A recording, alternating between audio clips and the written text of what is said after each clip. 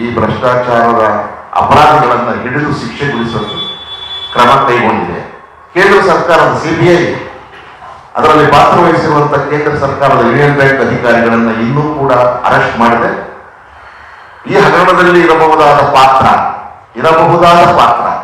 ವಿತ್ತ ಸಚಿವರು ನರೇಂದ್ರ ಮೋದಿಯವರು ಕೇಂದ್ರದ ಬ್ಯಾಂಕುಗಳಿಗೆ ಅವರು ಉಸ್ತುವಾರಿ ಬರ್ತಾರೆ. ಆದ್ರಿಂದ ನಾವು ಒಂದು ನೈತಿಕ ಹೊಣೆಗಾರಿಕೆ ಅನ್ನೋ ಪ್ರಶ್ನೆ ಏನಾದರೂ ಬಂದ್ರೆ ನರೇಂದ್ರ ಮೋದಿ ಅವರು ಮತ್ತು ನಿರ್ಮಲಾ ಸೀತಾರಾಮನ್ ಅವರು ಕೂಡ ನೈತಿಕ ಹೊಣೆ ಹೊತ್ತು ರಾಜೀನಾಮೆ ಸಲ್ಲಿಸಬೇಕು ಈ ವಾಲ್ಮೀಕಿ ಹಗರಣದ ವಿಚಾರದಲ್ಲಿ. ಕಾರಣ ಅವರ ಬ್ಯಾಂಕಿನ ಕೇಂದ್ರ ಸರ್ಕಾರದ ಬ್ಯಾಂಕಿನ ಅಧಿಕಾರಿಗಳು 89 ಕೋಟಿಯನ್ನ ದುರ್ಬಳಕೆ ಮಾಡೋದರಲ್ಲಿ ಶಾಮೀಲಾಗಿದ್ದಾರೆ.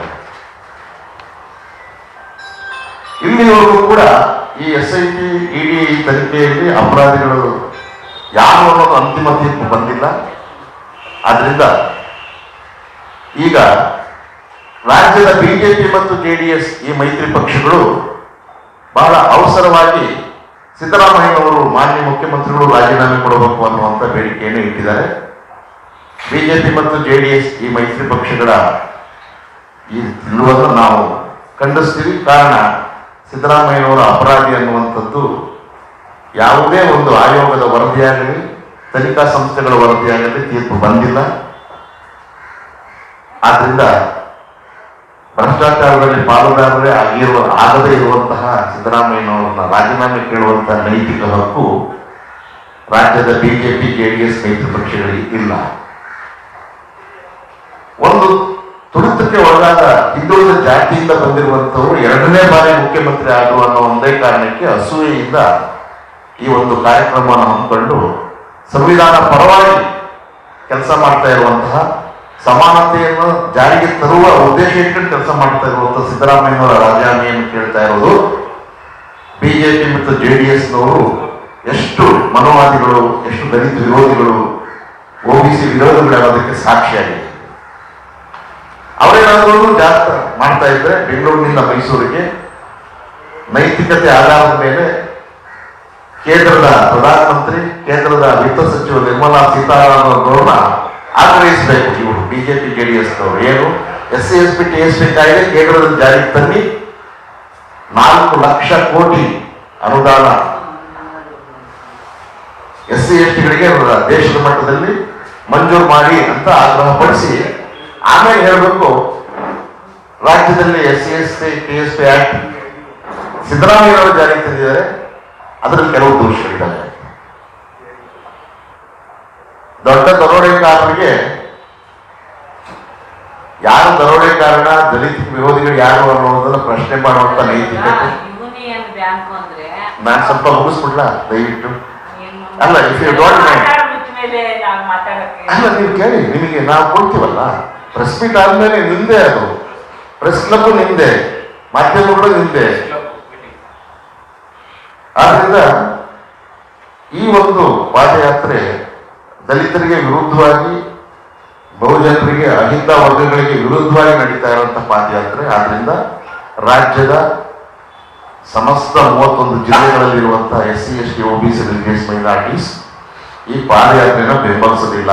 ಸಿದ್ದರಾಮಯ್ಯನವರ ರಾಜೀನಾಮೆ ಕೇಳುವ ನೈತಿಕತೆ ಈ ಬಿಜೆಪಿ JDSನವರಿಗೆ ಇಲ್ಲ ಅನ್ನೋದನ್ನು ನಾನು ಹೇಳೋದಕ್ಕೆ ಈ ಅಂಕಿಅಂಶಗಳನ್ನ ನಿಮಗೆ ಕೊಡ್ತಾ ಇದ್ದೀನಿ.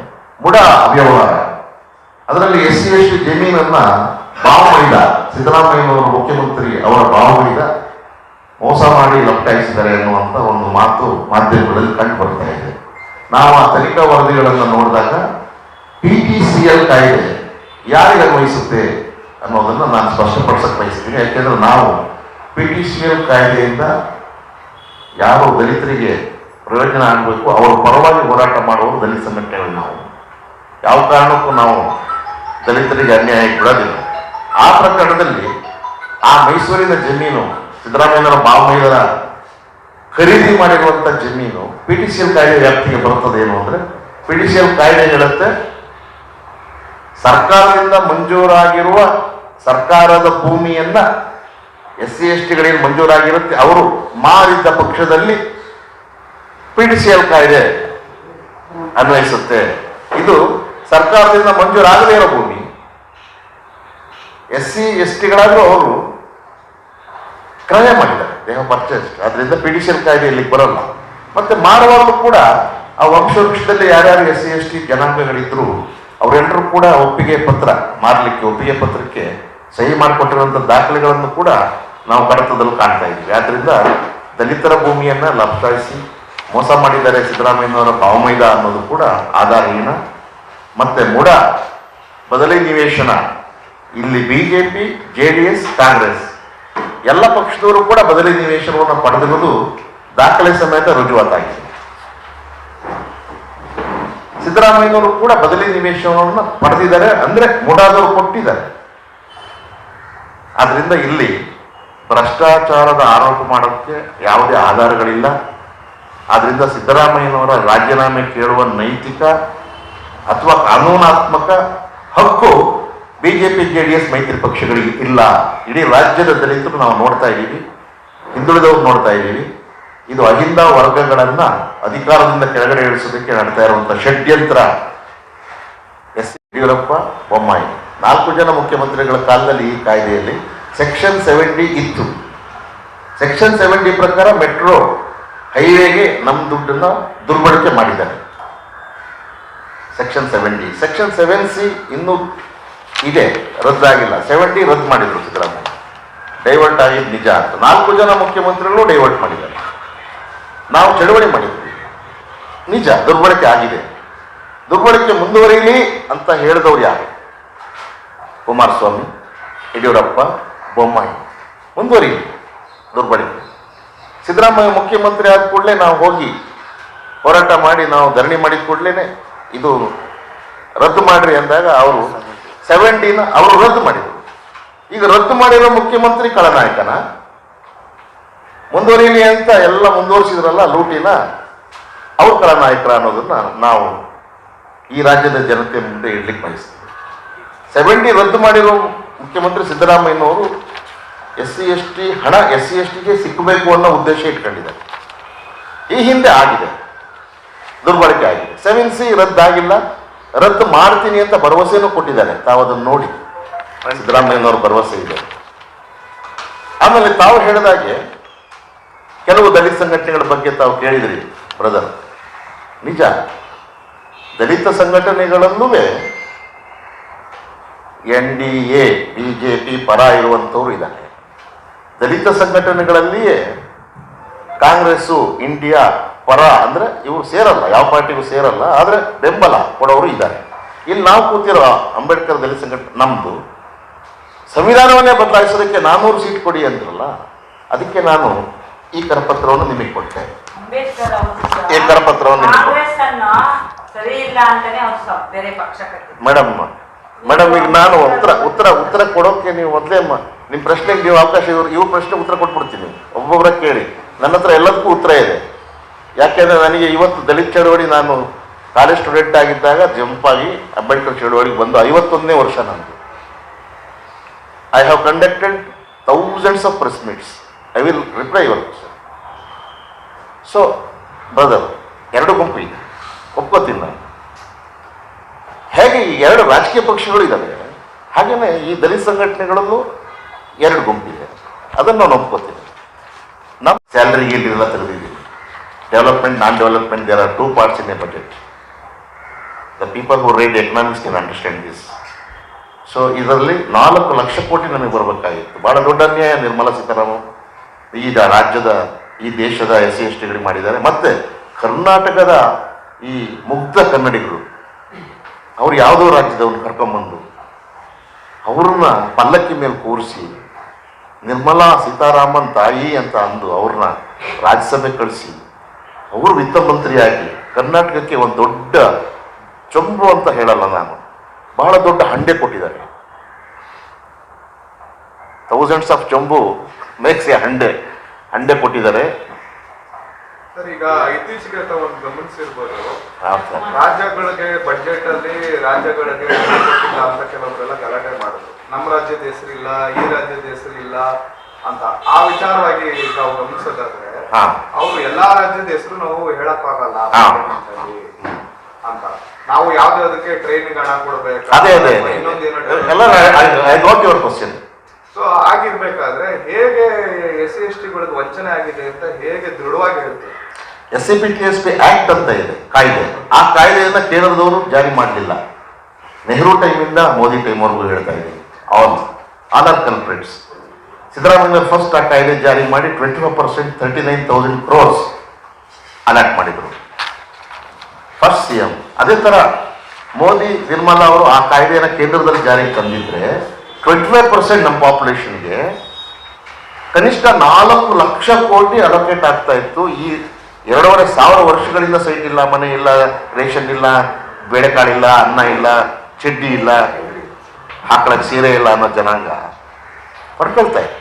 ಇಷ್ಟು ದೊಡ್ಡ ಅನ್ಯಾಯ ಮಾಡಬೇಕಾಗಿತ್ತು. ರಾಜ್ಯ ಮಟ್ಟದಲ್ಲಿರುವಂತ ಕಾಯ್ದೆ ಕೇಂದ್ರದಲ್ಲಿ ಅವ್ರು ಜಾರಿ ತರಲಿಲ್ಲ.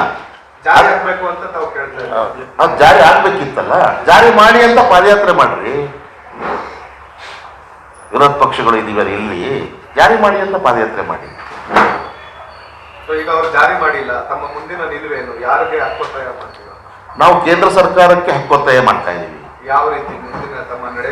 SAPTSP ಕಾಯ್ದೆ ಜಾರಿ ಮಾಡಿ, ಇಲ್ಲದಿದ್ದರೆ ನಾವು ಉಗ್ರವಾದ ಚಳವಳಿ ಕೇಂದ್ರ ಸರ್ಕಾರದ ವಿರುದ್ಧ ಮಾಡ್ತೀವಿ. ಖಾಸಗಿ ಕ್ಷೇತ್ರದಲ್ಲಿ ಮೀಸಲಾತಿ ಜಾರಿ ಮಾಡಿ ಕೇಂದ್ರ ಸರ್ಕಾರದವರು, ಇಲ್ಲದೇ ನಿಮ್ಮ ವಿರುದ್ಧ ನಾವು ಹೋರಾಟ ಆರಂಭಿಸ್ತೀವಿ. ಡೆಲ್ಲಿ ಚಲೋ ಕಾರ್ಯಕ್ರಮ ಹಾಕೊಳ್ಳೋಕ್ಕೂ ನಾವು ರೆಡಿ ಇದ್ದೀವಿ. ಕೇಂದ್ರದಲ್ಲಿ ಏನು ತೆರಿಗೆ ಹಣ ಇಂದ GST ಹೋಗುತ್ತೆ, ಕೋಆಪರೇಟಿವ್ ಫೆಡರಲಿಸಮ್ ಅಂತ ಏನು ನಮ್ಮ ಸಂವಿಧಾನದಲ್ಲಿ ಕೋಆಪರೇಟಿವ್ ಫೆಡರಲಿಸಮ್, ಸಹಕಾರಿ ಒಕ್ಕೂಟ ವ್ಯವಸ್ಥೆ ಅಂತ ಅಂಬೇಡ್ಕರ್ ನೀಡಿದ್ದಾರೆ. ರಾಜ್ಯಗಳಿಗೆ ರಾಜ್ಯಪಾಲನ್ನು ಕೊಟ್ಟು ರಾಜ್ಯಗಳು ಕೇಂದ್ರಗಳ ನಡುವೆ ಸುಮಧುರ ಬಾಂಧವ್ಯ ಇದ್ರೇನೆ ದೇಶದ ಏಕತೆ. ನಿಮ್ಮ ಕಣ್ಮುಂದೆ ರಷ್ಯಾನೇ ಇದೆ. ತುಂಬಾ over dictatorship of the centre resulted in so many countries disintegrated. It should not happen. That's why each state should be given its share for the development, welfare of the people. You collect the share ಏನಕ್ಕೆ ಮತ್ತೆ ನಮಗೇನು ವಾಪಸ್ ಕೊಡಲ್ಲ ಅಂದ್ರೆ ಹೇಗೆ? ಹಿಂದೆ ಎಲ್ಲ ವಿದೇಶಿ ಆಕ್ರಮಣಕಾರರಿದ್ರಲ್ಲ, for example British, they looted. They took the whole wealth to England. ವಾಪಸ್ ಬಂತ ಇಲ್ಲಿಗೆ. ಮತ್ತು what is the difference between that East India Company and this central government? They are having the same attitude. Are we slaves? ನಾವೆಲ್ಲ ಇಂಡಿಪೆಂಡೆನ್ಸ್ಗೆ ಹೋರಾಟ ಮಾಡಿದ್ದು British exploitation ಇಂದ ಬಚಾವಾಗಿ ನಮ್ಮದೇ ಸರ್ಕಾರದಿಂದ ನಮ್ಮ ಅಭಿವೃದ್ಧಿ ಕಾಣೋಣ ಅಂತ ಕನ್ಸ್ಕೊಂಡಿರೋದು ನಾವು. ಸಾವಿರಾರು ಜನ ಪ್ರಾಣ ಕೊಟ್ಟರು, ಜೈಲಿಗೆ ಹೋಗಿತ್ತು. ಆದರೆ what these people are doing? ನಾನು ಗುಜರಾತಿಂದ ಬಂದಿದ್ದೀನಿ, ನಾನು ಸ್ಟೇಟ್ ಗುಜರಾತು, ಅಲ್ಲಿ ನಂದು ಬೇಸು ಚೆನ್ನಾಗಿರ್ಬೇಕು ನನ್ನ ಪಕ್ಷದ್ದು ಅಂತ. ಪಕ್ಷದ ಒಂದು ಇತಿಮಿತಿ ದಾಟಿ ದೇಶ, ರಾಜ್ಯ, ನನ್ನ ಜನಾಂಗ, ನನ್ನ ಆ ಪ್ರಜ್ಞೆ ಇರೋರು ಪ್ರಧಾನಿ ಮುಖ್ಯಮಂತ್ರಿ ಆಗ್ಬೇಕು. ಅವರು ಹಿಂದುಳಿದ ವರ್ಗದವರೇ ಅಲ್ವಾ ಸರ್, OBC? ನಾನು ಹೇಳ್ತಾ ಇರೋದು ideology. What ideology he is following? He is following an ideology against his own community.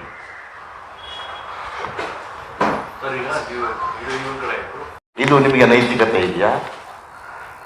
ಇದು ನಮ್ಮ ಆರೋಪ. ಐ ಥಿಂಕ್ ನೋಡಿ, ಸಮಸ್ಯೆಗಳ ಮೇಲೆ ಸಮಸ್ಯೆ, ದಲಿತರ ಮೇಲೆ ಶೋಷಣೆ, ದಲಿತರನ್ನ ಪದ ಉಪಯೋಗ ಮಾಡಬಾರ್ದು ಅಂತ ಹೇಳ್ತಾರೆ. ಅಂಬೇಡ್ಕರ್ ಅವ್ರಿಗೆ ಇಷ್ಟ ಆಗಲಿಲ್ಲ. ಇಲ್ಲಿ ಅನುಸೂಚಿತ ಜಾತಿ, ಅನುಸೂಚಿತ ಪಂಗಡದವ್ರ ಮೇಲೆ ನಡೀತಾರಂತ, ನಿರಂತರವಾಗಿ ನಡೀತಾರಂತ ದೌರ್ಜನ್ಯ ಮೇಲೆ ದೌರ್ಜನ್ಯ. ನಿನ್ನೆ ಕೂಡ ನಾನೊಂದು ಪ್ರೆಸ್ ಮೀಟ್ ಅಲ್ಲಿ ಕೇಳ್ದೆ. ನಿಮ್ಮ ಪ್ರಶ್ನೆ ಏನು ಸರ್? ಪ್ರಶ್ನೆ ಏನಂದ್ರೆ ಅದೇನೆ, ದೌರ್ಜನ್ಯಗಳು ನಡೀತಾ ಇದೆಯಲ್ವಾ? ಹೌದು. ಈಗ ನೀವು ಸಿದ್ದರಾಮಯ್ಯ ಅಂತ ಹೇಳ್ತಾ ಇದ್ದೀರಾ. ಸಿದ್ದರಾಮಯ್ಯ ಅವರು ಅನುಸೂಚಿತ ಜಾತಿ, ಅನುಸೂಚಿತ ವರ್ಗಕ್ಕೆ ಬರಲ್ಲ. ದಲಿತ ಮುಖ್ಯಮಂತ್ರಿ ಹೋರಾಟ ನಡೀತಾ ಇದೆ. ಸರ್, ನಿಮ್ಮ ಪ್ರಶ್ನೆ ಏನು? ಪರಮೇಶ್ವರ್ ಅವರು ನಿಮ್ಮ ಒಂದು ಹೋರಾಟಕ್ಕೆ ಹೇಗೆ ಮುಂಚೂಣಿಯಲ್ಲಿ ಬರಲ್ವಾ? ಅಥವಾ ದಲಿತ ಮುಖ್ಯಮಂತ್ರಿ ಅನ್ನೋದು ಈ ತರ ಪ್ರಶ್ನೆಗಳಿಗೆ ಶಾಶ್ವತವಾದ ಉತ್ತರ ಕೊಡಲ್ವಾ? ಯಾರು? ಆ ಮುಖ್ಯಮಂತ್ರಿ ಅನ್ನೋ ಪದವಿನೇ, ದಲಿತ ಮುಖ್ಯಮಂತ್ರಿ ಪದವಿನೇ ಅಲ್ಲ. ಯಾವ ಜಾತಿಯವ್ರನ್ನ, ಒಂದ್ ಮಿನಿಟ್, ಯಾವ ಜಾತಿಯವ್ರನ್ನ? ಸರ್, ಈಗ ಸರ್, ನಿಮ್ಮ ಪ್ರಶ್ನೆ ಅರ್ಥ ಆಯ್ತು. Let me answer your question. We are not Congress party leaders. ನಾವು ಯಾವ್ದು ಪೊಲಿಟಿಕಲ್ ಪಾರ್ಟಿ ಲೀಡರ್ಸ್ ಅಲ್ಲ. ನಾವು social non political organisation. It is in the hand of the political party high command. They will decide ಯಾವ ಕ್ಯಾಸ್ಟ್ನವ್ರು ಮುಖ್ಯಮಂತ್ರಿ ಆಗಬೇಕು ಅಂತ. ಅಲ್ಲ, ನಿಮ್ಮ ಬೇಡಿಕೆ ಇಲ್ವಾ? ಎಷ್ಟೋ ಜನ ಹೋರಾಟ ಮಾಡೋದು, ದಲಿತ ಹೋರಾಟಗಾರರು ಹೋರಾಟ ಮಾಡೋದು, ದಲಿತ ಮುಖ್ಯಮಂತ್ರಿ ಬೇಕು ಅಂತ ಹೇಳಿ. ಯಾಕಂದ್ರೆ ದಲಿತ ಮುಖ್ಯಮಂತ್ರಿ ಕಷ್ಟ ನಮಗ್ ಜಾಸ್ತಿ ಅರ್ಥ ಆಗುತ್ತೆ ಹೊರತು ಇನ್ನೊಬ್ರಿಗೆ ಅರ್ಥ ಆಗಲ್ಲ, ನೋವು ಗೊತ್ತಾಗಲ್ಲ. ದಲಿತ ಮುಖ್ಯಮಂತ್ರಿ ಮೇಲ್ನೋಟಕ್ಕೆ ಅರ್ಥ ಆಗ್ಬೋದು ಅಷ್ಟೇ. ಓಕೆ, ನಿಮ್ಮ ಕ್ವಶನ್ಗೆ ದಲಿತ ಮುಖ್ಯಮಂತ್ರಿಯನ್ನ ಬಿಜೆಪಿಯವರು, ಬಿಜೆಪಿ ಆಗ್ಲಿ ಕಾಂಗ್ರೆಸ್ ಆಗ್ಲಿ ಯಾರೇ ಆಗಲಿ, JDS ನವರಾಗಲಿ ಅಥವಾ ಕಾಂಗ್ರೆಸ್ನವರೇ ಆಗಲಿ, ದಲಿತ ಮುಖ್ಯಮಂತ್ರಿಯನ್ನ ಇಲ್ಲಿ ಮಾಡ್ತಾರೆ ಅನ್ನೋದಾದ್ರೆ ವಿ ವೆಲ್ಕಮ್. ಅದು ಉತ್ತರ ಕೊಡ್ಬೋದಲ್ವಾ? ಸಿದ್ದರಾಮಯ್ಯಗಿಂತ ಹೆಚ್ಚಿನ ಉತ್ತರ ಕೊಡ್ಬೋದಲ್ವಾ? ನೋ, ದಲಿತ ಮುಖ್ಯಮಂತ್ರಿಯನ್ನ ಮಾಡೋದು 2008 ಎಲೆಕ್ಷನ್ ನಂತರ ಮಾಡಿದರೆ V welcome, not now. Siddaramaiah should continue.